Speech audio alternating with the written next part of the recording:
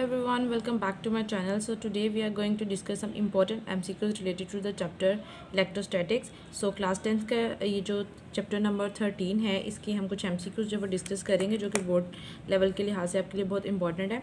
So let's get started with the video. The first MCQs that we have: rub two plastic rods with the fur and suspend them horizontally in a line close to each other then they will be. अब यहाँ पे जो आप देखें कि हम लोग to plastic roads use कर रहे हैं, तो इट मीन्स उसके ऊपर जो चार्ज आएगा वो सेम आएगा, और सेम चार्ज जो है वो क्या करते हैं, रिपेल करते हैं. So right answer is repel each other. And next we have the this MCQs.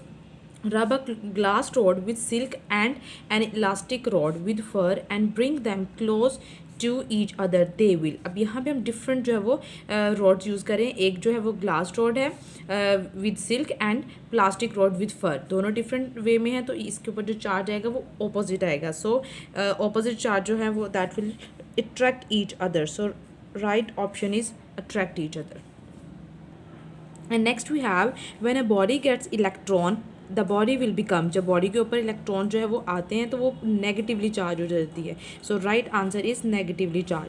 And this one the next MCQ that we have when a body loses electrons the body will become. अब body ने जो electron जो है loose किए हैं, so body के ऊपर जो चार्ज आ जाएगा that will be positive charge. And next we have the electrons which are in the outermost orbit of an atom are. So outermost orbit में जो atoms होते हैं वो loosely bound to nucleus. So right option D. So next MCQs that we have: electrostatics is a branch of electricity in which electric charge remain. So electrostatics, electro means electrons and static means at rest. So हम electrons की motion को study करते हैं at rest. So static means at rest. So right option is option A.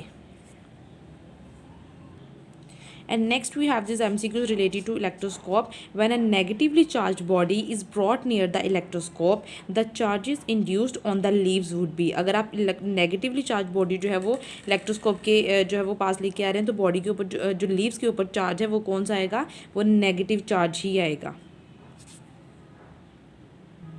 सो अगर आप positively body जो है वो उसके करीब लेके आएंगे तो जो लीव्स के ऊपर चार्ज आएगा वो पॉजिटिव आएगा. ठीक है, सेम चार्ज आता है, बिकॉज जो ऑपोजिट चार्ज होता है, जैसे अगर नेगेटिव लेके आ रहे हैं तो पॉजिटिव जो है वो उसको अपनी तरफ अट्रैक्ट कर लेगा, और जो नेगेटिव है उसको डाउनवर्ड में रिपेल करके लीव्स के ऊपर जो है वो इंड्यूस करवा देगा.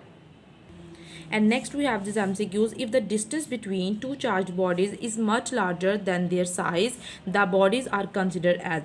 So Coulomb's law में जो हम बॉडीज़ को कंसिडर करते हैं वो एज पॉइंट चार्जेस कंसिडर करते हैं. तो यहाँ पे भी ये बात है कि अगर आपकी जो भी कोई ऑब्जेक्ट है, आप उसका साइज़ जो है, अब उसके दरमियान जो डिस्टेंस है वो उनके साइज से ज़्यादा कर देंगे, तो वो एक दूसरे के लिहाज से जो है वो पॉइंट चार्जेस बन जाएंगे. So right option is point charges. So next we have these MCQs. The Coulomb force F12 and F21 acting on the charge Q1 and Q2 always act along the northward direction, southward direction, and option C is line joining the 2 point charges. So right option is option C. Forces जो है, Coulomb forces जो है वो हमेशा उसी line के along जो है वो एक्ट करती हैं जो लाइन उन्हें ज्वाइन कर रही है पॉइंट चार्जेस को. And next we have this very important MCQs. In SI system, if the medium between the two charges is space or air, then in this case the value of K will be. Coulomb's law में जो K की value है उसकी fix value जो आपके पास constant value है that is 9 raised by 9 newton metre square पर coulomb square. So right option is option C. And next we have this MCQs. The SI unit of charges. So charge का जो SI unit है वो हमारे पास क्या है, coulomb.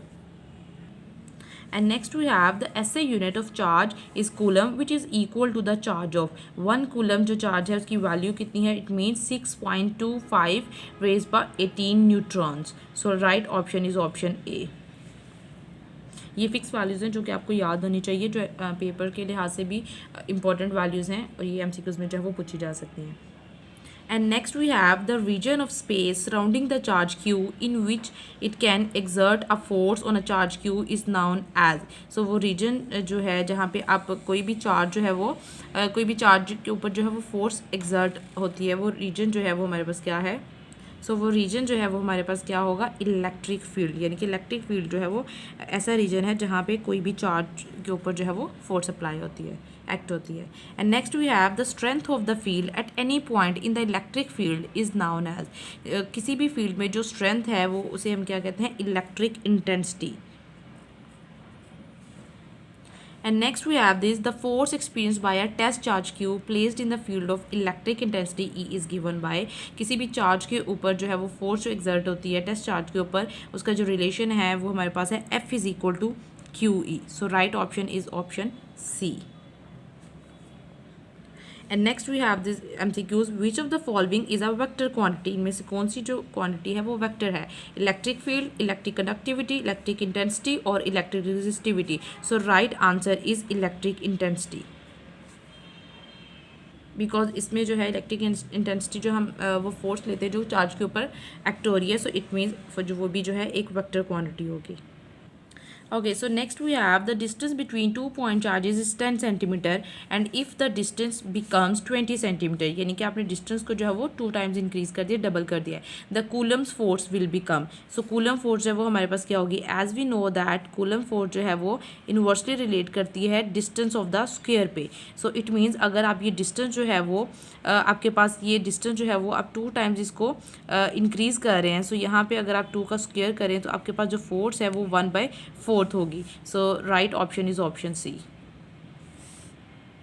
And next we have the electric lines of force originate. Electric lines of force जो हमेशा जो है वो पॉजिटिव चार्ज से ओरिजिनेट होती हैं और नेगेटिव पे जो है वो एंड होती हैं. सो इसका जो आपके पास राइट ऑप्शन है that will be positive charge. And next we have the electric lines of force terminate at, जैसे मैंने आपको पहले बताया कि टर्मिनेट जो है वो नेगेटिव चार्ज पे होती हैं, पॉजिटिव से स्टार्ट होती हैं और नेगेटिव पे एंड होती हैं. And next we have the tangents drawn on the lines of force indicates the direction of. जो हम लाइंस ऑफ फोर्स के अलॉन्ग जो टेंजेंट भी जो है वो जो लाइन ड्रॉ करते हैं वो हमारे पास क्या है, वो हमें किसकी डायरेक्शन बताता है, इलेक्ट्रिक फील्ड इंटेंसिटी की. So right option is option C. And next we have this MCQs. If W is the amount of work done in bringing a test charge Q from infinity to a certain point in the field, the potential V at that point would be equal to. So ये formula है जो आपको याद रखने के potential जो है उस पॉइंट पे वो किसके इक्वल होता है, W/Q, यानी कि work done per unit charge. So right option is option C.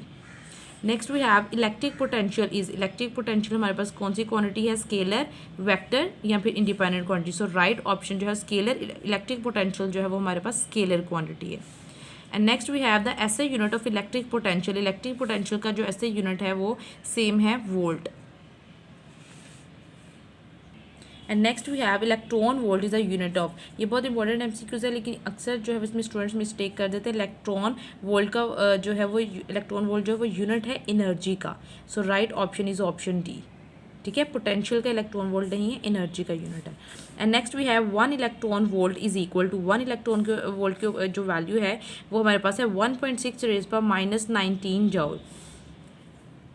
And next we have the medium between the 2 plates of a capacitor is known as. जो मीडियम कैपेसिटर की जो 2 पैरेलल प्लेट्स होती हैं उनमें जो medium होता है वो क्या कहलाता है, डाइलेक्ट्रिक. एंड नेक्स्ट हमारे पास है the unit of capacitance. Capacitance का जो यूनिट है वो हमारे पास क्या है, farad. And 1 farad is equal to, as we know that Q is equal to CV. अगर यहाँ से हम कैपेसिटेंस का रिलेशन देखें तो Q/V, it means that 1 coulomb का चार्ज है और 1 उसकी जो रेशियो है वो 1 वोल्ट के साथ जो वो 1 फैरेड होगी. So it means that right option is option A, 1 coulomb by 1 volt. And next we have, if V is a voltage across battery, then in parallel combination of 2 capacitors the potential difference across each of the capacitor would be. अब ये question की statement देख के आपको लगेगा कि ये difficult question है, but it's very simple. And इसमें सिंपल सा कॉन्सेप्ट यूज़ होगा कि अब आपने जस्ट ये नोट करना है कॉम्बिनेशन कौन सा है. So it's a parallel combination of capacitor. So capacitors के पैरेलल कॉम्बिनेशन में जो वोल्टेज है वो हमेशा सेम रहता है सबके लिए, तीनों के लिए आप जितने भी यूज़ करें capacitor. So it means that यहाँ पे वोल्टेज की वैल्यू जो है वो V ही रहेगी, वो सेम ही रहेगी. And next we have this MCQs. If we cannot change the value of capacitance of a capacitor, then it is called fixed capacitor. जिन कैपेसिटर्स की हम कैपेसिटेंस चेंज नहीं कर सकते वो फिक्स्ड कैपेसिटर होते हैं, और जिनकी हम चेंज कर सकते हैं वो वेरिएबल कैपेसिटर्स होते हैं. And paper capacitor is an example. Paper capacitor जो है वो एग्जाम्पल है फिक्स्ड कैपेसिटर की. Right, and next the last one that we have, the capacitors which are generally used in radio sets for tuning are called. जो हम लोग capacitors use करते हैं रेडियो सेट्स की ट्यूनिंग के लिए, ऑफ कोर्स उसमें हम वैल्यू जो वो चेंज कर रहे हैं, सो वो एग्जांपल होगी किसकी, वेरिएबल कैपेसिटर्स की. Right, hope so you like this video and don't forget to subscribe.